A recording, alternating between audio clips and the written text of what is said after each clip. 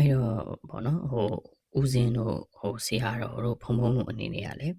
မာတက္ကမတွေကနေမှလာပြီးတော့တပိတော်မရဲ့ကလေးတွေကိုဆုံးမပေးပါအောင်ဒါမှမဟုတ်လေကျွန်တော်တို့တရားပွဲတွေမှာပေါ့နော်ကျွန်တော်မိဘမြတ်တာတို့မိဘကျေးဇူးတို့တရားဟောမယ်ဆိုရင်လေပေါ့နော်တစ်ဖက်ဆောင်နေမဟုတ်ဘဲနဲ့ဒီတစ်ဖက်တတ်မဟုတ်ဘဲနဲ့ပေါ့နော်မမြေဒီကံကြီးအကျိုးတရားတွေတာသမီတွေမှာတော့မှဖြစ်တယ်မိဘကျေးဇူးနဲ့ပေါ့နော်ဒီတခြားကံကြီးအကျိုးတွေပြီးတော့တွဲပြီးဟောပေးပေါ့နော်ဘာကြောင့်လဲဆိုတော့အဲ့လိုဟောပေးမှာပဲတော်ရကြမှာပြောရမှာပေါ့နော်ဟောပေးမှာပဲတော်ရကြမှာဘာဖြစ်လို့လဲဆိုတော့အဲ့လိုနှစ်ခုတွဲဟောရင်တောင်မှပေါ့နော်အိမ်ပြန်ရောက်တဲ့အချိန်ကြရင်အဲ့ဒီမိဘကျေးဇူးပေါ့နော်မိဘကျေးဇူးမိဘမေတ္တာဆိုတဲ့ဟာကိုသားသမီးတွေမှာသုံးပြီးကံအကျိုးအတိတ်ဘဝကုသိုလ်ကံအကုသိုလ်ကံဒီလိုဖြစ်တဲ့ဆိုတဲ့အကြောင်းတရားကိုသူမြန်သားသမီးအပေါ်မှာသုံးမှာဖြစ်ပါတယ်နော်ကိုသားသမီးအပေါ်မှာသုံးမှာမဟုတ်ပါဘူးနော်ဆိုတော့အဲ့လိုမျိုးခွဲသုံးနေမယ်နော်မိဘကျေးဇူးကိုတော့ကိုသားသမီးပေါ်သုံးပြီးတော့ကံအကျိုးတော့သူမြန်သားသမီးပေါ်သုံးမှာပါဘာဖြစ်လို့လဲဆိုတော့ပြောရမယ်ဆိုရင်ကိုသားသမီးပေါ်ကြတော့ကိုဖြစ်ချင်တာလေဟုတ်တယ်မလားကိုဖြစ်ချင်တာမိဘကျေးဇူးကိုအကြောင်းပြပြီးတော့တွေးလာဆရာတော်ကဒီလိုဟောလိုက်တာငါကနင်တို့ဖြစ်နင်တို့နော်အဲ့ဒါမလုပ်ပေးဘူးဆိုနင်ငါ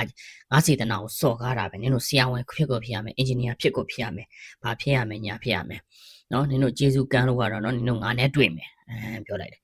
်မသူမြတ်သားသမီးကနေမှစားလိုက်ပါမလဲသူ့ရဲ့ဒိတ်ဘွားကံမယ်ဘယ်တက်နိုင်ပါမလဲဘာကြောင့်ပြောလဲကိုထက်တာသွားမှာဆိုလို့ကိုထက်တာသွားမှာဆိုလို့သူမြတ်သားသမီးကြရင်ဒီလိုမျိုးစူးစမ်းလို့ရှိရင်တာသွားမယ်ငါတို့ထက်ပိုပြီးအဆင်ပြေသွားမယ်ငါတို့ထက်ပိုပြီးတော့ဘောနော်ချမ်းသာသွားမယ်ဆိုတဲ့စိတ်နဲ့ဖြစ်မှာဆိုလို့ဒါသူကနဲ့သူထားလိုက်ပါမင်းကိုနိုင်တဲ့လောက်လေးလုပ်ပေးလိုက်ပေါ့ဆိုပြီးတော့ပြောကြတယ်ဒီဘက်မှာကြတော့ကိုသားသမီးကြမဟုတ်ဘူးအဖြစ်ချင်တာလုပ်ပေးမလုပ်ပေးတော့နေနဲ့ငါနဲ့တွေ့မယ်ဒီပုံစံမျိုးနဲ့ပေါ့နော်အဲအကြောင်းတောင်းအဲ့ဒါကြောင့်ပေါ့နော်ဆရာတော်တွေတရားဟောမယ်ဆိုရင်လေနှစ်ဖက်မျှပြီးဟောပေးပါဒါမှတော်ရကြမယ်မဟုတ်ဘူးဆိုရင်တော့ဒီတက္ကမတွေကတက္ကမတွေလည်းသူတို့လိုရပဲဟိုပဲဆွဲပြီးတုံးသွားမှာပါဒါလောက်ဟောတာတောင်မှသူတို့လိုရအောင်ပဲဆွဲပြီးတုံးသွားမယ်အခြေအနေပေါ့နော်ပြောရမယ်ဆိုရင်နောက်တစ်ခုကတော့ပေါ့နော်အခုလိုဆရာတော်တွေကနေမှဒီလိုဟောကြားပြီးတော့ဒီလိုဆုံးမပြီးတော့အိမ်ပြန်ရောက်ပြီဆိုရင်လည်းပြီးမသွားဘူးဒီသူတို့ဒီပေါ့နော်မိဘတွေကအမေသူတို့သားသမီးတို့ဟိုနေ့ကနေတွေးလိုက်ကြားလိုက်တယ်မို့လားဆရာတော်ကဘလို့ဟောတာဘုန်းကြီးကဘလို့ပြောတာနေဒါလေးတောင်နေမလုံနိုင်ဘူးလားညအချင်းမိငါဖြစ်ငါဒါလေးခိုင်းတာကိုနေမလုံနိုင်ဘူးဒါအောင်တောင်နေမလုံနိုင်ဘူးနင်ကလေမိဘကိုစိတ်ဆင်းရဲအောင်လုပ်နေတာဒါလေးခိုင်းတာဘာဖြစ်လို့လဲညာဖြစ်လို့ဆိုမပြီးတော့ဘူးအဲ့ဟာကိုကိုင်းပြီးတော့ပြောတော့မိဘကိုစိတ်ဆင်းရဲသားသမီးက तू လုံနိုင်တဲ့ပမာဏပဲလုံနိုင်တာလေသူမလုံနိုင်တဲ့ပမာဏကြီးခိုင်းပြီးတော့ဖြစ်မလာတော့မိဘကိုစိတ်ဆင်းအောင်လုပ်တာလားဆိုတော့ဘာသွားပြောတော့မှာတော့ဟုတ်တယ်မို့လားအဲ့တော့ပြောချင်တယ်တော့သူတို့ဖြစ်ချင်တဲ့အတ္တအဓိကပဲသူတို့ကဒါမျိုးသူဖြစ်ချင်တာမဖြစ်လာရင်ပဲသူတို့ပြီးပြောလိုက်တဲ့အရာပါလဲဆိုတော့ဒီဝတ္တလို့အစာတက်လို့နင်ကမိဘကိုစိတ်ဆင်းအောင်လုပ်နေတာဆိုတော့သူတို့ဖြစ်ချင်တဲ့အတ္တကြီးဖြစ်မလာတဲ့အချိန်မှာသူတို့ကစိတ်ဆင်းရဲပြီလေစိတ်ဆင်းရဲတော့အဲ့ဒါဘာဖြစ်သွားကျေးဇူးကန်းနဲ့ဖြစ်သွားတာတကယ်လို့ဒါသူတို့ဒီမျှမျှတတနဲ့တွေးမယ်ဆိုရင်စိတ်ဆင်းရဲကြအောင်မရှိဘူးသူဖြစ်တင်ဖြစ်ထိုက်တာသူ့ရဲ့အကံကြိုးပဲလုံမယ်ဆိုလက်မခံဘူးเนาะအဲ့ဒါမျိုးတရားလဲသူတို့လက်ခံမှာသူတို့ဖြစ်ချင်တာအဓိကပဲအဲ့ချိန်ညာအဲ့တက္ကမကိုအဲ့တက္ကမကိုပေါ့နော်ဒီကလေးရမိပါကိုသွားခေါ်ကြည့်လက်မခံဘူးအိမ်ပြန်ရောက်လဲဟောကြည့်နောက်ကြောင်းတောင်လာမှာမဟုတ်ဘူးကလေးဘက်ကလိုက်ခေါ်ကြည့်တယ်ကြောင်းတောင်လာမှာမဟုတ်တော့ဘာဖြစ်လို့သူတို့ဖြစ်ချင်တာဖြစ်မလားလို့လေသူတို့ကတရားလို့ချင်တာမဟုတ်ဘူးသူတို့ဖြစ်ချင်တာအဲ့မှာကြည့်လိုက်စောစောပြောလို့ပေါ့နော်သူတို့ဖြစ်ချင်တာကိုအတွက်ကိုဒီတရားကိုအသုံးချသွားတာသားသမီးကိုသူတို့ကဆရာဝန်ဖြစ်ရမယ်ဒါမှသူတို့ဂုဏ်ရှိမယ်ဒါမှသူတို့ပတ်စံရမယ်ဒါမှသူတို့ကသူများထက်ချမ်းသာမယ်ကြွားလို့ရမယ်ဝါလို့ရမယ်နှိမ်လို့ရမယ်ဒါကြောင့်သူဒီဘာကြောင့်မိဘကျေးဇူးထောက်ပြီးဒီသားသမီးသူဖြစ်နေတာလုပ်တယ်သူဖြစ်ချင်တာဖြစ်မလားတော့ဖြစ်သွားတယ်မိဘကိုစိတ်ဆင်းရအောင်လုပ်တယ်ဖြစ်သွားအောင်တကယ်တမ်းကမိဘကိုဒီကလေးကတမန်တက်စိတ်ဆင်းရအောင်လုပ်တာသူလည်းသူနိုင်တဲ့လောက်ကြိုးစားတယ်မရတာဘလို့တော့မဟုတ်တယ်မလားပြောရမြလုံးဝစားညံ့တဲ့ကလေးကညံ့မှာပဲနော်ပြောရင်စားတော်တဲ့ကလေးကတော်မှာပဲစားတော်တိုင်းဘဝမှာဖြစ်တုံးသွားတာမဟုတ်လို့စားညံ့လို့ဘဝမှာအောက်ကျသွားတာမဟုတ်ဘူးအဲ့မဲ့သူဖြစ်ချင်တာမဖြစ်ရတော့မဖြစ်ရတယ်တော့စိတ်ညင်တော့ဘာပြောလဲဆိုတော့မိဘကိုစိတ်ဆင်းရအောင်ထားတယ်နင်အဲ့မှာကန်ကြီးထိုက်အောင်မှာဆိုတော့မိဘကသူအတ္တကြီးပြီးစိတ်ဆင်းရတာလေတကယ်ဒါသူအတ္တမကြည့်ရင်သူအတ္တဟောတာသူဦးစားမပေးဘူးဆိုရင်စိတ်ဆင်းရစရာလည်းအကြောင်းမရှိဘူး သူအားသူကိုသူအတ္တကြီးကိုဦးစားပေးနေတာငါဖြစ်ရဒါကိုဖြစ်ကိုဖြစ်ရမယ်ငါဖြစ်ချင်တာဖြစ်ရမယ်ငါဖြစ်ချင်တာဖြစ်ရမယ်ဆိုတော့အတ္တစိတ်ဟုတ်တယ်နော်အဲ့တော့ပြောချင်တဲ့တော့သူတို့ကဘုရားဟောတရားကိုဘယ်နေရာသုံးချတာသူလိုချင်တာဖြစ်ဖို့အတွက်သုံးချတာမြင်လားဆိုပြီးတော့ကလေးကိုသွားတယ်မတခြားလူတရားကိုဆိုလဲလို့ထားလိုက်ပါကလေးကသူ့ကန်နဲ့သူကန်အေးချိုးပေးပဲဟဲကလေးရဲ့အတိတ်ကံဘယ်လိုဖြစ်လို့ညာလို့ဖြစ်လို့ပေါ့နော်ဆိုတော့ပြောလို့ပေါ့ဟောလိုက်တယ်ပဲဆရာတော်ဟောလိုက်တယ်ပဲထားတခြားတာသူမြန်တာသမီးဆိုတော့အဲ့လိုပြောလိမ့်မယ်ဒါပေမဲ့အဲ့လိုပြောလို့မြန်ဒီကလေးအတွက်တကယ်တရားပေါက်လို့ပြောတာမဟုတ်ဘူးသူတို့ထက်တာသွားမှာဆိုလို့မตาစေခြင်းလို့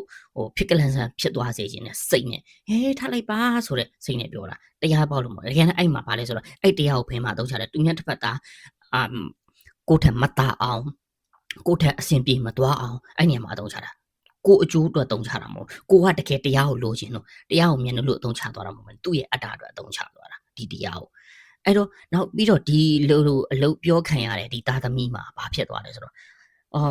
့ဗုဒ္ဓဘာသာဖတ်လိုက်တာလားငါလည်းတက်နိုင်လောက်လုံနေတာပဲကိုလည်းစူးစမ်းနေရပဲဒါသူတို့ဘက်ကနေအတင်းကြီးဆိုကြီး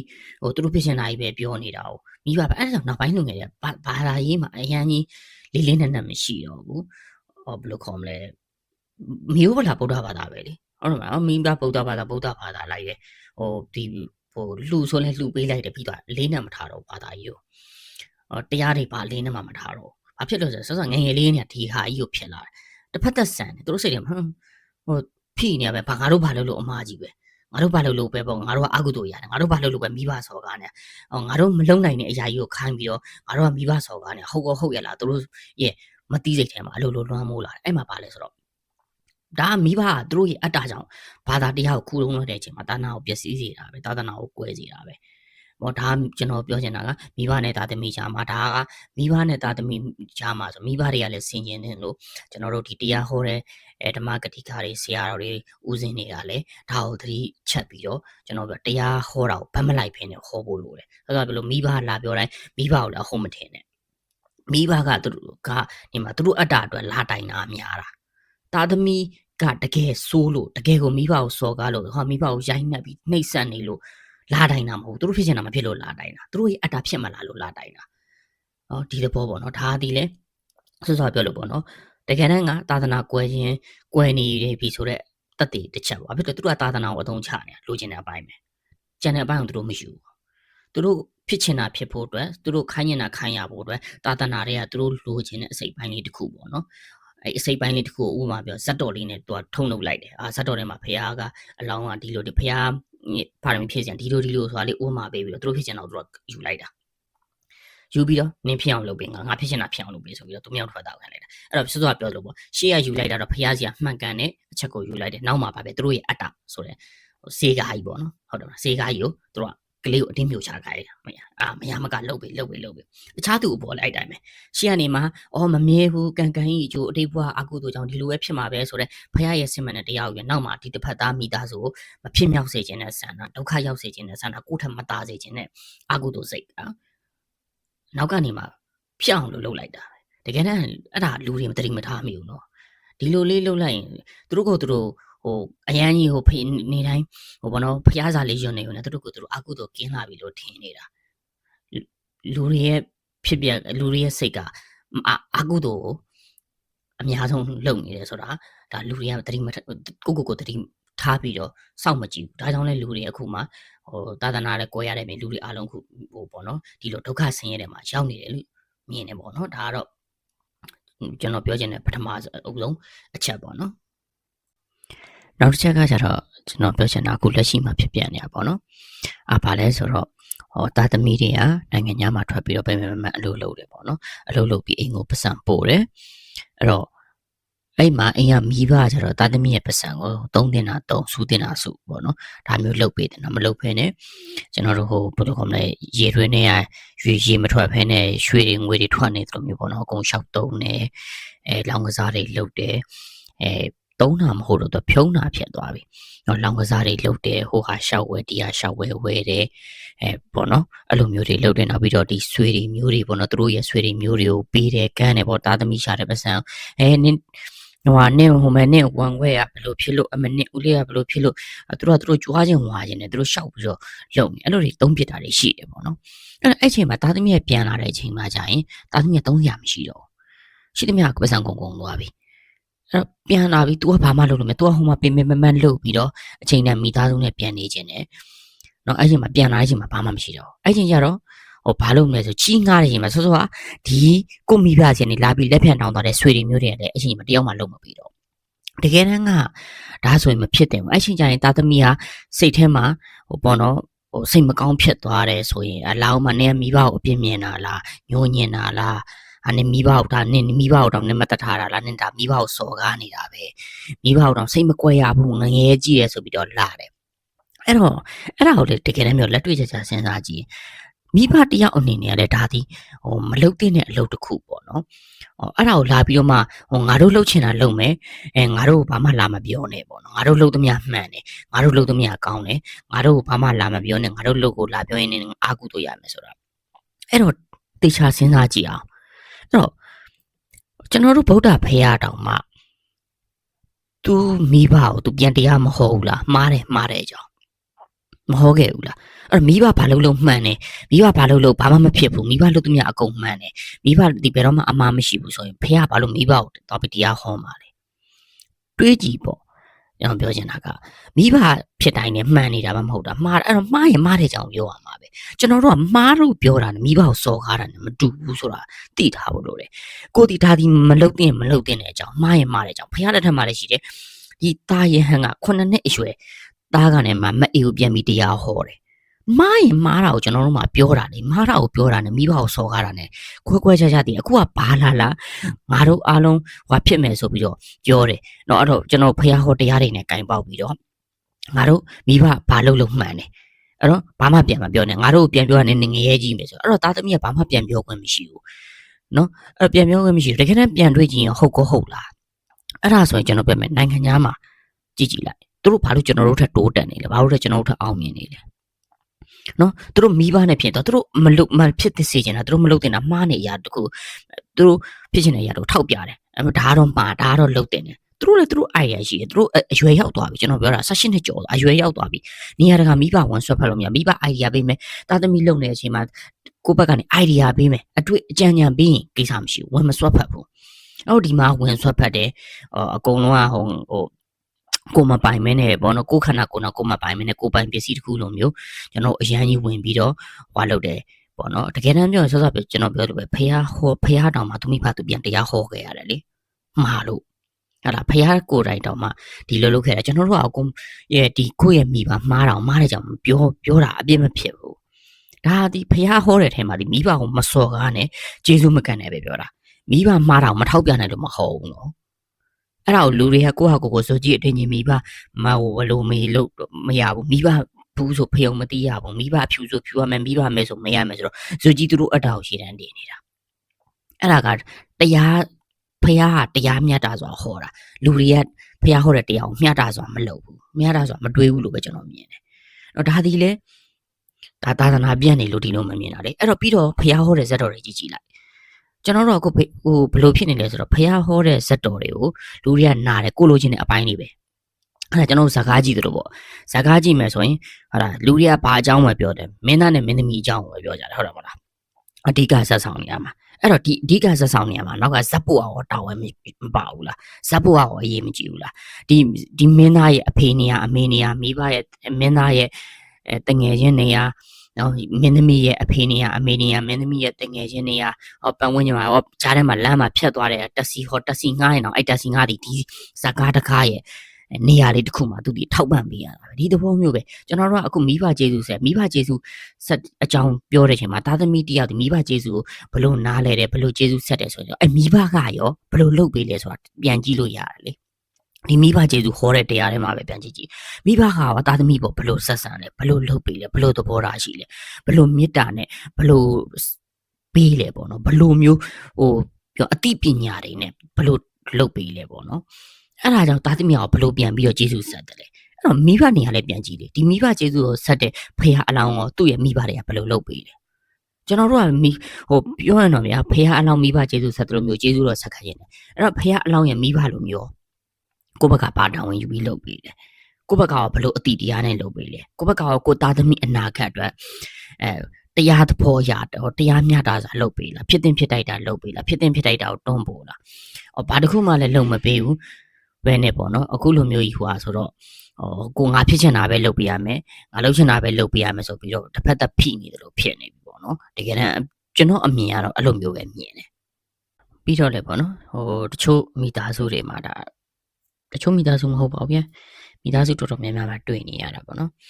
ဘာလဲဆိုတော့သားသမီးချင်းတောင်မှခွဲခြားဆက်ဆံတာမျိုးတွေပေါ့နော်တကယ်တော့မိဘတယောက်ဖြစ်ပြီးတော့သားသမီးကိုအဲ့လိုမျိုးခွဲခြားဆက်ဆံနေမျိုးဒီဘက်ခင်မှာလည်းတော်တော်များတယ်ဒါကိုယ်တိုင်လည်းကြည့်လို့ရတယ်ပေါ့နော်ဘယ်လိုမျိုးလဲဆိုတော့အခုဗျာပေါ့နော်သူတို့ချစ်တဲ့သားသမီးပေါ့နော်ပြောရင်တော့အဲ့လိုပဲမြင်နေဗျာသူတို့ချစ်တဲ့သားသမီးကြတော့လှုပ်ချင်တာလှုပ်လှော်ထားတယ်လှုပ်ချင်တာလှုပ်ဆိုတော့ပေါ့နော်သွားအလုပ်လုပ်တာမျိုးတွေပါတယ်ပေါ့နော်အလုပ်လုပ်တယ်ရှားတယ်သူအချိန်တန်မိဘစီကိုအမေဆိုပြီးတော့ဟုတ်တယ်မလားပတ်စံနေနည်းနည်းပါလောက်ကြောလိုက်ရင်သူကြည်နေသွားတာဒါပေမဲ့ဘေးကနေပြုစုတဲ့သားသမီးကြအရေးမပါတော့သူဒီသားသမီးကိုနှိမ်နေစီးတယ်နင်ဘာဆောက်တုံးကြလဲနင်ဘာမှဖြစ်မလာဘူးကိုနေစမ်းမှာဒီသားသမီးကအိမ်မှာကိုနေတဲ့သားသမီးကဖြစ်တချို့သူတို့မချစ်တဲ့သားသမီးကပဲဖြစ်ပေါ့နော်တခုခုအဆင်မပြေဘူးနင်ဘာဆောက်တုံးကြလဲဘာမှဆောက်သုံးမကြဘဲနဲ့လုံမနေနဲ့နင်တို့တောင်းစားရမှာဒါမျိုးတွေပြောတာရှိတယ်အဲ့တော့ပြီးတော့တခုခုလုံမယ်ဆိုရင်တော့မဖြစ်မလောက်လုံမနေနဲ့အာယုံနှုတ်တယ်ဘာမှဟုတ်လာတာမဟုတ်ဘူးအေးစစ်ကိုခိုင်းတာလှုပ်ဆန်းငါခိုင်းတာပဲလို့အဲ့တော့သားသမီးဟာဒီကျန်တဲ့သားသမီးဟာသူ့ဘဝတိုးတက်ကြောင်လှုပ်ချင်တယ်သူ့ဟာနဲ့သူပေါ့တချို့ဆိုအိမ်အောင်ကြားတယ်ဒီနော်အဲ့လိုမျိုးသူတို့ဘာလဲဆိုဘေးကနေမှတော့ကြုံတယောက်လိုမျိုးဖြစ်သွားပြီနေငါရဲ့ဝေရဝက်စားလုပ်ပေးငါခိုင်းတယ်လို့ငါကြွေးတာစဘာမှအထုံးမတန်နဲ့နော်ငါရဲ့ဝေရဝက်စားငါတည်တဲ့အထိလုပ်ပေးသွားဒါပဲသူတို့ဒီသားသမီးရဲ့တိုးတက်ကြောင်သူ့ဘဝအတွက်သူအပြင်ထွက်ပြီးတော့စီးပွားရှာချင်တော့ရှာလို့မရဘူးပြီးတော့တကယ်တမ်းဟိုဘက်ကသားသမီးဟန်ပြလေအမေဘာညာအဖေဘာညာဆိုပြီးတော့ပတ်စံလေးနေပါလာကြတော့ပြီးတော့ဘာလို့တရင်ကျွတ်တို့ဘာလို့လောက်မှတစ်ခါလောက်လာပြီးပြီးသွားဘာမှလုပ်မပေးဘူးနော်ဘာမှလုပ်မပေးသူထွက်သွားပြီအဲ့တော့သူမော်တော့တခြားအလုပ်တွေပါလုပ်နေဒီဘက်ကသားသမီးကိုတိုးတက်ကြောင်ဘာတစ်ခုမှလုပ်လို့မရထွက်မယ်ဆိုလည်းထွက်လို့မရလိုက်ပြီးနှောက်ရှက်လိုက်ပြီးပြောဆိုအဲ့တော့ဘယ်လိုခေါ်မလဲအဲ့မှာဟိုကလည်းစဉ်းစားကြည့်တကယ်တမ်းသားသမီးပေါ့ကိုချင်းစာတဲ့နဲ့တခြားသားသမီးလဲကောင်းစားလို့ဒီလူကလည်းကောင်းစားနေတာတခုလားလဲငါ့ဟိုပဲပြုစုရမယ်ငါတို့ပဲပြုစုဖို့ဆိုတီးတန်ကြုံကြီးလို့သဘောမထားတယ်တကယ်တမ်းပြောဥမာကိုပြုစုစေချင်တော့မှအကောင်းမြင်တချို့ကြရှိတယ်မို့လားဘေးကပြုစုတယ်အမွေရတော့ပဲသူတို့ချစ်တဲ့သားသမီးကိုသူတို့အမွေပေးလိုက်တယ်ဟုတ်တယ်နော်ကိုဒီမှာပြုစုပေးနေတဲ့သားသမီးကဘာတစ်ခုမှမရဘူးလှုပ်တာပေးလိုက်ရတယ်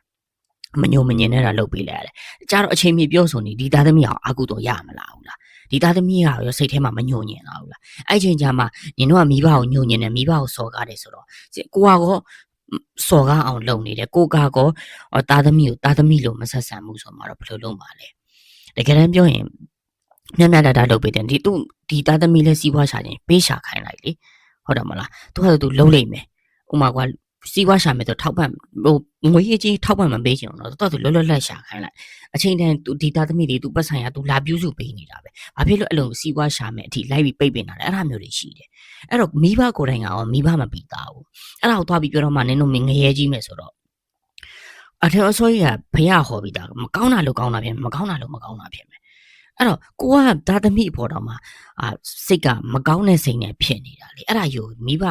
မကောင်းတဲ့စိတ်နဲ့ဖြစ်ပြီးတော့ကိုကြမှာကောင်းစိတ်ကောင်းမွေးစေခြင်းတော့ကတော့ဖြစ်နိုင်မှုလေတဘာဝကြလေကျွန်တော်တို့တွေကတရားကျင့်တယ်သူတော်စင်တွေမဟုတ်ဘူးတရားရနေတဲ့သူတော်စင်တွေမဟုတ်ဘူးအဲ့လောက်တီးခံနိုင်အောင်တာမန်ပုထုဇဉ်လူသားတွေငါးပါးသီလတောင်မှအတတ်နိုင်ဆုံးလုံးကြအောင်မနဲ့ထိန်နေရတဲ့လူသားတွေလာပြီးတော့ကျွန်တော်တို့ပုထုဇဉ်မဟုတ်အထက်ပို့ပြီးတော့သူတော်ကောင်းနေနဲ့ရှင်မပြောနဲ့ဟုတ်တယ်ဟာဖះလောင်းတောင်ဘလို့ဆိုကျွန်တော်တို့ကဖះလောင်းမဟုတ်ကျွန်တော်ဖះလောင်းဖြစ်ဖို့ကျင့်နေတဲ့လူတွေမဟုတ်ဘူးဟုတ်တယ်ဖះလောင်းမပြောနဲ့လောလောဆယ်မှာတောတာပန်ဖြစ်ဖို့တော့မှဘယ်ကဘာမှရမှဖြစ်မယ်ဆိုတာသိတယ်လူတန်တရားမှာဒီလိုမျိုးအာဟုတုတွေတန်တရားမှာဒီလိုအာဟုတုတွေမပြတ်နိုင်သေးလို့ကျွန်တော်တို့တန်တရားလဲနေကြရတယ်ပြတ်နိုင်ဆိုရင်ကျွန်တော်တရားရနေပေါ့အဲ့တော့အစောကြီးနေမှာတရားရမရနေလို့လူမဟုတ်ဘူး sorry အစောကြီးနေမှာတရားရနေတယ်လို့မဟုတ်လို့ကျွန်တော်ဒီတန်တရားမှာလဲနေကြတာလေအဲ့ဒါယူကျွန်တော်တို့လာပြီးတော့တကယ်သူတော်ကောင်းတွေနဲ့လာပြီးရှင်းပြီးတော့တွေ့လာဒီလိုဆိုပြီးလာပြီးတော့နိုင်ရှင်နေတာကြတော့တတ်မှတ်ဖဲ့ခြင်းလို့ပဲထင်တယ်တတ်မှတ်ဖဲ့ခြင်းလို့တစ်ဖက်သားကိုစော်ကားခြင်းလို့တစ်ဖက်သားကိုနှိမ်ညင်လို့ဒီသဘောမျိုးကြောင့်ပြောနေတယ်ဆိုတဲ့သဘောတရားလူပဲဗျအာကုတော့မကင်းဘူးဟုတ်တယ်မလားနော် အဲ့တော့ဒီလိုမျိုးဆိုရင်တကယ်တမ်းပြောရင်များတစ်ဖက်ကခံရတဲ့လူကိုဖိမယ်ဆိုတာမတရားတဲ့လူကိုပဲပို့ပြီးတော့ဒါဒီမတရားဘူးဆိုတော့ပို့ပြီးတော့ဥမာပေါ့နော်ဆုံးမတင်တယ်ပို့ပြီးပြောတင်တယ်လို့ထင်တယ်အဲ့ဒါမှလည်းတစ်ဖက်သားလည်းအာကုတော်မရမယ်ဒီလူကလည်းတကယ်တမ်းပြောအဲ့လိုမျိုးမိဘကနေမှသူတို့ဖြစ်ချင်တာတွေပဲဆိုပြောပြီးတော့ဒီခံရတဲ့တာသမီးတို့မိဘကိုမတီးတတ်ဘူးမိဘကိုစော်ကားနေတာမိဘကိုမညှို့ညင်းနေသူတို့ဘာလို့မညှို့ညင်းနေဆိုတော့ဘာဖြစ်သွားတယ်လဲဆိုတော့ဒီဘက်ကိုဖိလာတော့တကယ်ဒီလူကတကယ်အာကုတော်ရဖိခံရတယ်လူကိုယ်တိုင်ဖိခံကြည့်လိုက်ရင်ကိုယ်တိုင်စိတ်ထားနိုင်မှာလားကိုလည်းအာကုသို့ဖြစ်ဆိုတစ်ဖက်ကဖိတဲ့လူကလည်းငါလောက်တာမှန်တယ်ဆိုအာကုသို့ပို့လောက်လာတာအဲ့တော့တေချာတာအခုလိုမျိုးတစ်ဖက်ဆောင်းနေပြောရင်တော့ဖះဟောတရားနဲ့အညီမဆုံးပါပဲနဲ့တစ်ဖက်ဆောင်းနေပြောလိုက်တဲ့စကားဒီနှစ်ဖက်စလုံးအာကုသို့ပို့ရစေတယ်လို့ကျွန်တော်မြင်တယ်တာသမီးကလည်းခံရပါများလာတော့ပို့ပြီးတော့ဘလို့ပတ်ဝန်းကျင်ပြောလို့တာနေနဲ့သူ့စိတ်ထဲမှာပါဇက်ကထုံမပြောတာပဲရှိမယ်စိတ်ထဲမှာပို့ပြီးညှို့ညင်လာမယ်ပို့ပြီးတော့စိတ်ပြက်လာမယ်ပြောတော့ကဖြစ်လာမယ်ဒါတော့ကလည်းအာကုသို့ပဲစိတ်ပြက်တာလည်းအာကုသို့ပဲဖြစ်လာမိဘအနေနဲ့ကလည်းဒါလောက်တာမှန်နေဆိုသူကိုသူဖြစ်လာငါလောက်တာမှန်တယ်ငါလောက်တာမှန်တယ်ငါလောက်မှားနေတဲ့အရာကြီးတခါမှအတ္တကြီးကြီးနေတယ်လောဘတွေကြီးနေတယ်မောဟတွေကြီးနေတဲ့အရာတော့မှလူတွေအားလုံးကဖျားအောင်အမလေးမိဘကျေးဇူးဆိုပြီးထောက်ခံပေးလိုက်တော့ဖြစ်သွားတယ်သူတို့လောက်တာကြီးအမှန်တရားလို့ဖြစ်သွားတယ်ပြီးအာကုသို့ပို့လောက်လာတယ်တကယ်တမ်းပြောရင်အမှန်တရားတိုင်းပြောလိုက်ရင်အာကုသို့ဖြစ်သွားတာခဏပဲဖြစ်သွားနင်ဒါဒီမိဘလည်းမှားတယ်ပြောလိုက်ဒါဒီမိဘဘက်ကလည်းရှော့တင်တယ်ရှော့ချလိုက်ဟုတ်တယ်မလားအဲ့ချိန်ကျရင်ဒီသားသမီးလည်းနောက်ထပ်မိဘဒီငါဒီအာကုတို့ဖြစ်တာပါလားဆိုသဘောပေါက်လာမယ်ဆရာတော်တွေကလည်းဟောလာမယ်ဆိုရင်သူ့ဘက်ကသူ့ရဲ့အတ္တတွေရှော့လာမယ်ရှော့လာရင်သားသမီးလည်းအာကုတို့မဖြစ်ဘူးတကယ်တမ်းဒီသားသမီးကိုအာကုတို့မဖြစ်စေချင်ရင်ဒီမိဘကိုလည်းပြောတင်တယ်ဒါကျွန်တော်ကတရားမျှတာဆိုပြောကျွန်တော်ဗတ်လိုက်ပြီးပြောတာမဟုတ်ဘူးပေါ့နော်အဲ့တော့မိဘတွေကိုယ်တိုင်ကလည်းပေါ့နော်ဘာကိုတည်တင်လဲဆိုတော့နော်တာသမီးကိုကျွန်တော်တို့ကအုတ်ထိန်တာအုတ်ထိန်ခွင့်ပေါ့နော်အုတ်ထိန်ခွင့်ဆိုတော့တရားဥပဒေရတယ်ကြည့်လိုက်အုတ်ထိန်ခွင့်ဆိုတာခဏယာယီဒီတာသမီးကိုဘယ်လိုခေါ်မလဲတွန်တင်ဆုံးပါမယ်ထောက်ပံ့မယ်ဒါပဲအဲ့တော့မိဘတွေအနေနဲ့သိရပါတာသမီးကိုကျွန်တော်တို့ဒီအုတ်ထိန်ခွင့်ရတာနော်အုတ်ထိန်ခွင့်ဆိုတာဒီအရွယ်တစ်ခုထိပဲအသက်18နှစ်အရွယ်ရောက်တဲ့အထိပဲကျွန်တော်ဒီအုတ်ထိန်နေဆိုတာဒါဒီစိုက်မယ်လို့ပဲပြောတဲ့သဘောနော်ပိုင်နေလို့ပြောတာမဟုတ်ဘူးတရားသဘောအရာလည်းဒီတိုင်းပဲကျွန်တော်တို့ဒီကိုယ်ခန္ဓာကိုယ့်ရဲ့စိတ်တောင်မပိုင်တာအဲ့တော့သူများရဲ့ခန္ဓာသူများရဲ့စိတ်ကိုမပိုင်ဘူးအဲ့တော့သူတို့ရဲ့အတိတ်ဘဝလုပ်ခဲ့တဲ့ကုသိုလ်အကုသိုလ်ကိုလည်းကျွန်တော်တို့ပိတ်ပင်လို့မရဘူးဒါတော့မရဘူးဖြစ်ချိန်တိုင်းဖြစ်လာမှာပြက်ချိန်တိုင်းပြက်လာမှာကိုယ်အတ္တတိုင်းသူတို့လည်းလိုက်လို့မပေးနိုင်ဘူးတော့ကျွန်တော်တို့အဲ့တော့တည်ထားဖို့ကသားသမီးဆိုတာစိုက်မဲဆိုင်တာမပိုင်ဘူးပြီးတော့ကျွန်တော်တို့ဒီအုတ်ထိန်နာဒီပိုင်တယ်လို့ပြောတာမဟုတ်ဘူးအုတ်ထိန်နာဒီအရွယ်ရောက်တဲ့အထိပဲဘယ်ဇက်တော်မှာပဲကြည့်ဖះလက်ထက်ဘယ်လက်ထက်မှာကြီးအသက်16နှစ်ပြည့်သွားတာသမီးတွေသူ့6ပေါ်သူရက်နော်သူလန်းသူလျှောက်ပြီးတော့ကိုယ့်ဟာကိုယ်အတွေ့အကြုံယူတာအဲ့ဒါကိုနေရမိဘနေရတကာလိုက်ပြီးတော့ငါသားသမီးဆိုပြီးငါအုတ်ထိန်တယ်ဆိုပြီးတော့တလုံးပိုင်နေဆိုတဲ့ဟာမျိုးကအခုခေတ်ဆရာတော်တွေလည်းဟောတယ်သူတို့အုတ်ထိန်ခွင့်ကိုမတဲခွဲရဘူးနော်အုတ်ထိန်တယ်ဆိုတော့တကယ်တော့မပိုင်ဘူးနော်ဆိုင်မဲဆိုင်တာအဲ့တော့ကျွန်တော်တို့ကငါပိုင်နေဆိုပြီးတော့လှုပ်လိုက်တော့အာကုတူပို့ရစေတယ်နော်အဲ့တော့ကျွန်တော်ကသားသမီးအရွယ်ရောက်လာပြီ16နှစ်ကျော်သွားပြီဆိုသားသမီးကိုဘာလုပ်ပေးရမလဲဆိုနေရာတကနင်မသိဘူးနင်မတတ်သားသမီးကတခုခုလုပ်ချင်နင်ဘာသိလို့လဲနင်ဘာတက်လို့လဲငါတို့ခိုင်းတဲ့အတိုင်းပဲလို့ငါတို့ပြောသလိုပဲလို့ငါတို့ဒီတိုင်းဆိုဒီတိုင်းငါတို့ဒါဆိုဒါလိုက်နော်ငါထိုင်ဆိုထိုင်လိုက်ထဆိုထားလိုက်နော်အဲ့တော့ထိုင်ဆိုထိုင်လိုက်ထဆိုထားလိုက်ပြောအောင်ကသားသမီးလည်းသူ့စိတ်နဲ့သူကိုယ်စိတ်နဲ့သူမဟုတ်ဘူးခန္ဓာကိုယ်သူ့ခန္ဓာနဲ့သူ့စိတ်နဲ့ကိုယ်ခန္ဓာနဲ့ကိုယ်စိတ်နဲ့နော်အဲ့ဒါကိုသွားပြီးတော့ပေါင်းဆက်လို့မရဘူးတာသမီလည်းသူ့ရဲ့ idea သူ့ရဲ့အတွေ့အကြုံသူ့ရဲ့ဘ ഹു တုဒသူ့ရဲ့ခေတ်အခါနဲ့သူ့ရဲ့လှုပ်ချင်တဲ့ဆန္ဒလေးတွေရှိမယ်သူ့ရဲ့ဝါသနာပါတာလေးတွေရှိမယ်အဲ့ဒါဒီတန်တရားသူ့ဟာသူအတိတ်ဘဝပါလာခဲ့တဲ့အရာကျွန်တော်တို့ပြင်လို့မရဘူးနော်အဲ့တော့သူတို့ရီးစားရတာပဲဖြစ်ဖြစ်ဘောနော်ဘယ်ရာပဲနေပြီးစီးပွားရေးအိမ်အောင်ရေးလူမှုရေးမေတ္တာရေးဘယ်ရာနေသူတို့အတိတ်ဘဝသူတို့ကနေသူလာတာကျွန်တော်တို့ကလိုက်ပြီးဝင်ဆက်ဖက်လို့မရဘူးအဲ့ဒါတခုသိထားဖို့လိုတယ်သူကန်နဲ့သူလာတာသူအကြောင်းတရားနဲ့သူလာတာဟုတ်ကျွန်တော်မိဘတွေကအုတ်ထင်းခွင့်ဆိုတာကိုနားလဲမှုလွဲပြီးတော့အကုန်ကိုပိုင်သူတို့လုံနေကြတာ